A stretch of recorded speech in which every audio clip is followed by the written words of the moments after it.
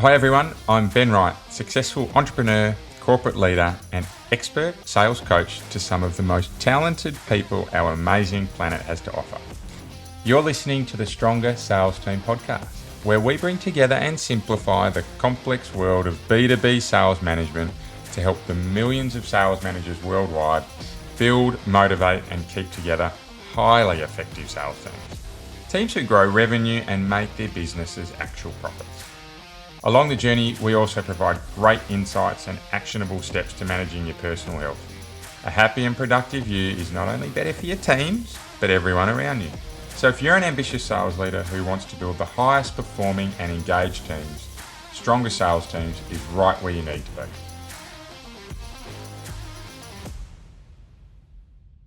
Welcome back to Stronger Sales Teams, the place where we provide real world and practical advice to help you develop superpowered sales teams. Earlier this month, I was sitting down with one of my favourite customers. They're a really meaty sized business, closing in on $5 billion in revenue. They have multiple sales leaders who report into a sales director, and they have closing in also on about 40 people out in the field. So a total sales team of between 50 and 60 people with some really serious revenue that goes through the business. We were talking about the evolution of the growth program that this sales director had put into their team. The program's closing in on 12 months, not quite there, and had a real focus on growing the capability of the leaders within this team to soon flow through into the rest of the field force that are out there as individual contributors. And what we were speaking about was expected horizons to really develop your teams and make significant changes into behaviours, into actions, outputs, and in the end results that team experiences. And one of the things we agreed on was that growth had been significant within the team across the last close to 12 months. But something that we hadn't spoken about fully was around the expected structure that this team should expect to see across their learning journey over the coming period of time.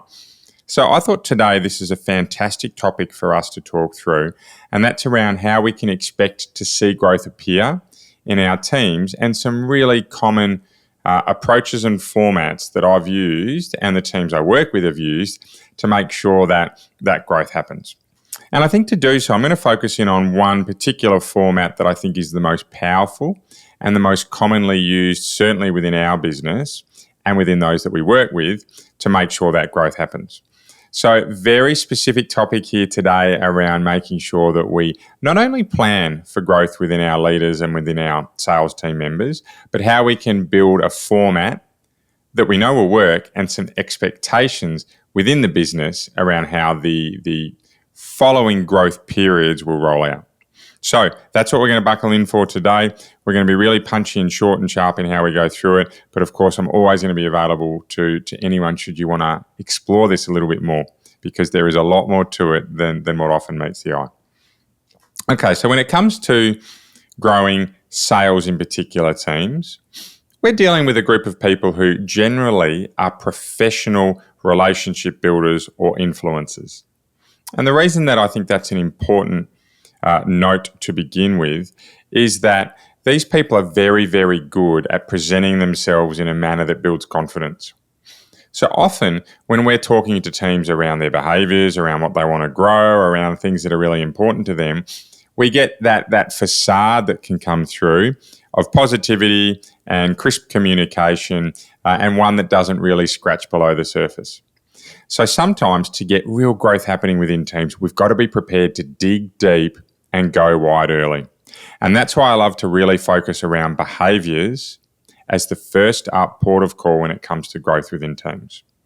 For me, when you get behaviours right, so when we can align a team around a set of behaviours that everyone will consistently focus on, enact, and really make sure is flowing through to their teams, we start to build alignment really early.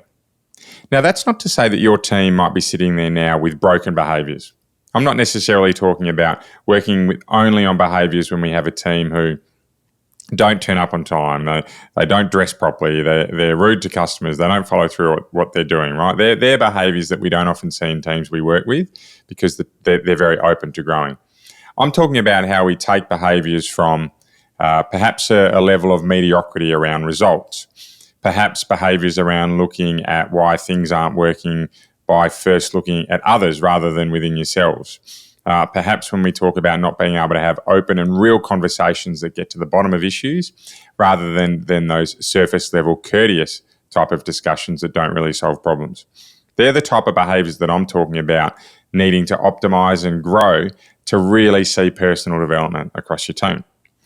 So how do I like to go about the behavioural growth piece? Well, for me, there's a really important element to make sure that we first set the scene around how we want to review behaviours. A lens that I've used a number of times is anything is possible. So we look at the possible over the plausible. I've also used lenses around changing before we have to. I have also used lenses around teams choosing their own journey, right? Remember those old choose your own adventure books for those that are old enough, and be able to open those books and choose which direction you go in. Yes, I cheated on them. I sometimes did look ahead and pick the journey I wanted by coming backwards, but I've certainly used themes around choosing your own adventure when it comes to behaviours. And within those themes, setting up really concrete areas that we want to focus our behaviours around. So for the models and frameworks that I use, it's all around the team step model. Right, there's a free resource, strongersalesteams.com/resources. You'll be able to find it in there. It's called the team step model. That works around strategy, around energy, around talent, all leading towards peak performance. So when I'm running behavioural workshops with our team around how we can focus on growing behaviours as the first priority, we'll tend to focus our work around strategy, energy, and talent as the key three pillars. Now, they're by no means frameworks that I've created myself. I've certainly optimized them and made them suit how I like to work and teach.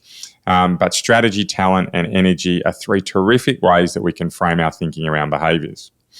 What I love to do in this instance is to say, okay, so when we talk about selling to our strategy, leading our talent, and aligning our energy, where do we think we sit as a business at the moment? And this is all about taking those three, so for example, selling to our strategy, and breaking down some of the key behaviours that we have in the business and ranking them. And some of those key behaviours will be things like accountability, will be around ongoing commitment to our customers, around making sure that our sales process, right, the behaviours around our sales process are consistent. When we look at talent, we're looking at behaviours around learning, around coaching, around making sure that we are consistently committed to bringing out the best in each other, around having the hard discussions when we need to. And when we talk about energy, we're looking at things like the behaviours around punctuality, the behaviours around how we present ourselves, the behaviours around keeping our word, right? Trust, how we all work together. And by no means is this exhaustive. I have dozens and dozens of areas we look at across each of those three frameworks. But for me, when we're first looking at behaviours, we say, right, let's set the scene. Selling to our strategy, leading our talent, and aligning our energy. And we bring out some of the key behaviours across the teams and we rank where we're at with them. That sets the groundwork, that sets the room to say, right, here's where we are now. Where we tend to move from there is really widen the scope and say, is there anything else missing? Before we start to look at, right, where should we be moving to? So in selling to our strategy, what is the sales process behaviours that we need to consistently be working on? In leading our talent, what's the type of training and coaching behaviours that we know are first rate within our industry or certainly across the globe? And when it comes to energy, what are those behaviours at a more cultural level that are going to set us up for success, particularly around accountability, for example? And the teams can then work to start to say, hey, here's where we are now, but here's where we want to get to. These are the behaviours that we really want to be evidencing, and you do it through those three frameworks so it doesn't become a significant and overwhelming challenge. Right, but by then really having a broad scope, it gives us something to work with to refine into a really chunky set of behaviours. So once we've had that process down pat of selling to our strategy, leading our talent and aligning our energy, and we've really ideated around where we are now and where we want to get to, that's when we can start to try and pull these into half a dozen really tight behaviours. Teams will vary around this. Sometimes we'll see 4 or 5, sometimes we'll see up to 8, maybe 10. But where we can bring our behavioural aspirations into a nice chunky set of, for example, 6 bubbles, if you like, that we can all be working towards, that's where the magic starts to happen with behaviours. That's where we start to say, okay, we've got 3 leaders within the team or 6 leaders, or we have 1 leader plus some key sales team members, and we start to allocate out 1 or maybe 2 behaviours each that we get to work on and think about some really key action items around how we make this happen. So if we're looking around a piece around accountability, right, we can then start to set in some behaviours that says, we can start to set in some behaviours that work around our response times to customers, what we do when we don't understand something, how we make sure that we are consistently meeting the needs of our customers through a great presentation or quote template, or areas of our collateral or information flows that we can make consistent, what we do when we don't meet targets, how we call in for help when we're having issues, right? We can start to really build out some really chunky action items around these behaviours before we actually get into improving our offer in the market. For me, the behaviours are the most important part, because once we all get aligned on how we behave, the action items or the more tactical pieces tend to fall into place because we have some synergy in thinking. I will say behaviours are the hardest. I've certainly worked with customers, and one comes to mind last year, a terrific business and a really terrific group of sales leaders in a fintech business, where there was some real pushback around growing out behaviours. Not because they didn't want to grow as a team, but they didn't see the point of working on behaviours before the more chunky action items. Now, this process took some time to get through, and we really had to work hard on where they're at now and where the journey needed to go. But it was worth it, because that team now, I'm seeing terrific success in terms of their buy-in at a strategic and tactical level when it comes to actually improving their offer and how they work with customers. So behaviours are generally going to take between 1 and 6 months to make an impact around. I've certainly seen some tangible results happen within that 1 month period, but the median is around 2 to 3 months before we see behaviours start to stick. I'll often work off a frame of 21 days to remember something and 3 lots of 21 days to cement that as permanent behavioural change. That tends to be around about the 3 month mark, and something I work with as a good target for businesses. Okay, so we're through stage 1 around our evolution of growth of our sales team, and it's focused heavily on behaviours. This is the point where we start to roll in, and exactly how my conversation went with my customer earlier this month, this is where we start to roll in some of the strategic imperatives that we want to roll out. In this instance, again, and I really like to talk about 3, 4, or 5 type of goals or action items or behaviours, right? They're very memorable when you talk particularly in 3s. This is where we start to go into that typical strategic planning where we're setting goals. Let's say, for example, 3 goals. One might be around revenue growth. One might be around some process improvements. The third one might be a cultural piece around how we work together, or getting the basics right? They generally do tend to fall into some really obvious categories around financial, around process, and around cultural behavioural growth. And again, we really start to ideate wide, right? If one of our objectives is to grow the business by 25%, maintaining gross margin and keeping customer satisfaction scores to an NPS of 8 out of 10, right? We can then really start to ideate around that goal that says, okay, so we need to work on our sales process. We need to work on our sourcing of our products. We need to work on a couple of key features when it comes to our presentations with our customers. We need to get better at objection handling, right? We can really start to ideate out exactly what we need to do to improve around those 3 goals. And typically I'm going to see kind of 40 to 60 goals come out of this before we narrow our eyes again and start to work into building an action plan. I won't spend too much time on this, because certainly it's something we've spoken about in this podcast quite significantly. And I'd encourage you to look back at episodes 98 and probably 51 from the Stronger Sales Teams podcast archive. That will really give you some good ideas around how to run this session. I don't want to spend too much time on this today, because it's certainly something we've obviously covered. However, the key part here is that once we've built behavioural change, we can have some confidence that the strategic framework we build and where we want to focus our teams for growth will have a chance of success because our thinking is aligned. In this instance, we generally won't kick this in until we see some behavioural change, right? So it starts to kick in anywhere around months 3, 4, 5, or even 6, and can work through to about month 12 before we start to see that embedded. The reason that can take some time is we often need to run through existing strategies and roll them out. We often have a level of background work or base planning that needs to happen, i.e. if we want to be improving our sales process, we need to be doing an audit on our process. We need to be mapping it against our customer journey, understanding where the gaps are before we can really get to work to improve it. And also, we have salespeople who have very busy lives. I find generally with strategic planning that if we get a half day or fortnight out of teams to focus on how we can grow together, that's a really good result. Because at the end of the day, we still have quotas to meet, we have targets that we really want to ramp down, and pipelines that we want to be building. And I will say a really good example of this is a team I work with in the renewable space that have focused around lead generation. Right, within that lead generation strategic growth program, the first thing they did was focus around behaviours, ways we need to behave to be getting lead generation or to improving ways we need to behave to ensure that lead generation is a focus of our team. These were things like always looking out for prospecting opportunities. These were things like making sure we understand the options available through our business and how we can then tailor them to ourselves personally. So it was really powerful to get the behaviours done first. We've then moved into 3 goals around lead generation, which will naturally flow into further development around our first meetings, our quotation processes, and then into closing and post-sale key account management. So by getting the behaviours right, we can then build out that structure.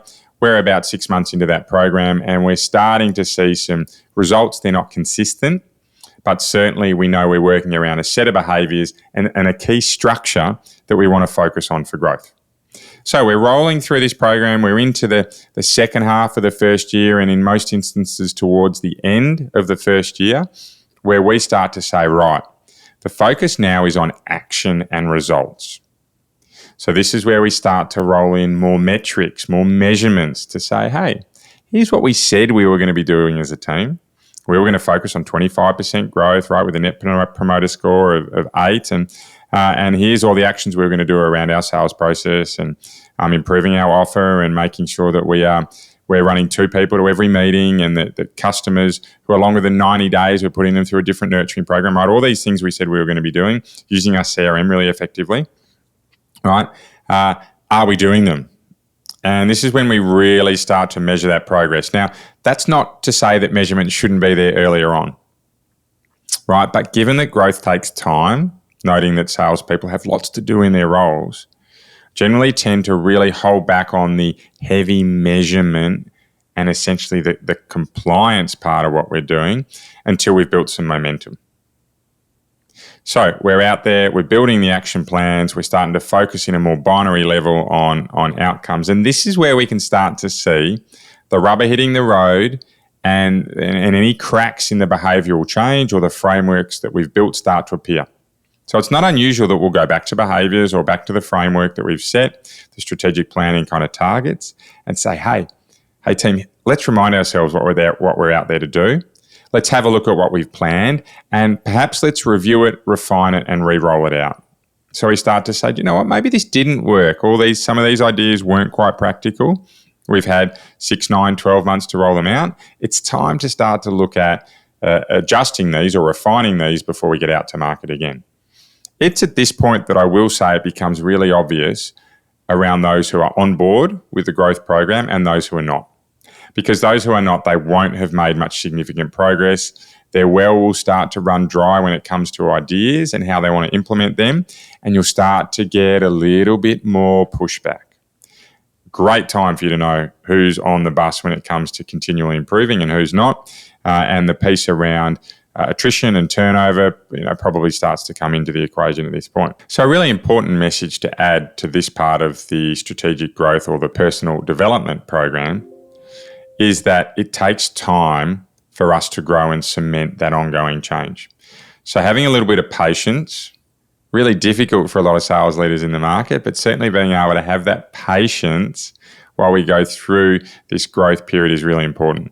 because it's in that second year where I really start to see the magic happen. I have a customer that's in an outdoor service industry. Their first 6 months, we didn't see a lot of progress on the scoreboard. But gee, were they committed to ripping through their sales process, looking at ways they could continue to provide value to their customers. And we focused really, really heavily on providing value early and often. But that second 6 months, they actually made up all the deficit they had on their budget. And they had a significant deficit in their budget when we started to work together. Made up all that deficit and then grew the business by 10%, which is an outstanding result considering where they were when we first met. But that came from having the courage to look at behaviours, to look at a broad framework, and then to continually review and revise the action plans that they'd put together. So my advice is certainly that when it comes to team growth, sales team growth, personal development, if you can think around these 3 stages in the process, step 1 being behavioural, 1 to 6 months with a median of 3 months. Step 2 being setting the strategic goals. Once we've made progress on behaviours, with a 3 to 12 month process and a median sitting in that kind of 9 month area, followed by some really binary focus on measuring our actions and our progress, comes in around the 6 to 12 month period, running through to up to about 24 months, with a median here of between about 1 and 1.5 years before we start to see consistent actions.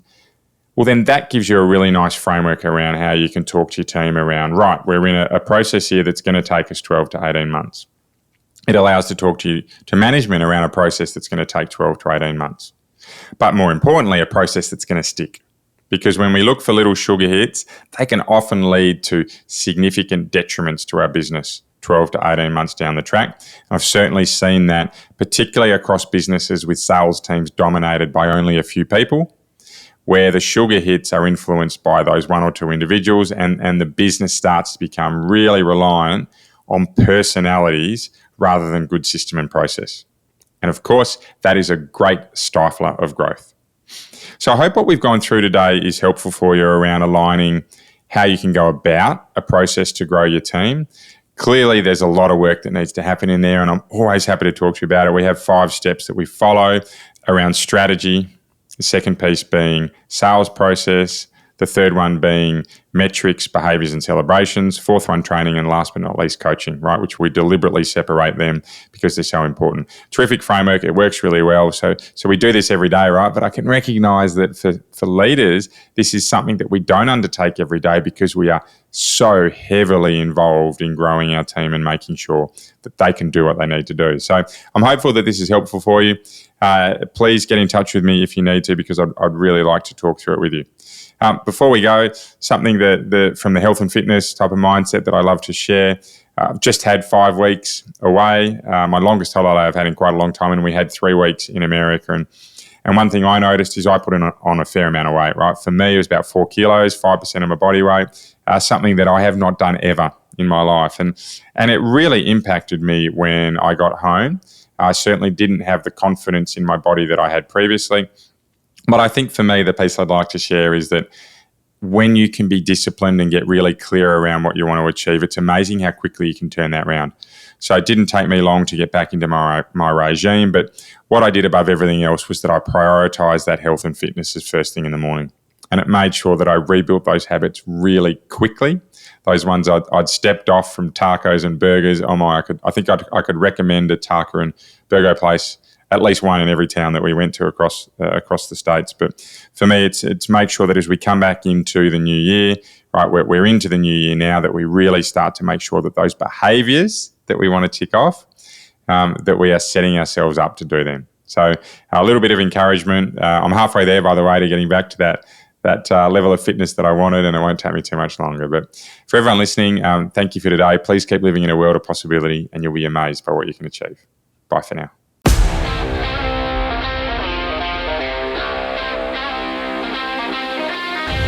Want to be kept up to date with any of our free materials to help you build the best sales teams possible? Well, the easiest way you can do so is to follow us on your favourite social media channel. We're at Stronger Sales Teams on most of them, and if you DM us Stronger, we'll send you right back some great resources to help you build your superpowered sales team. If you'd like a little more help, please get in touch directly and book a free discovery call with me. I run a limited number of these sessions and they're free for my podcast listeners. I'd love to help you out. Until then, see you next week for another podcast of Stronger Sales Teams.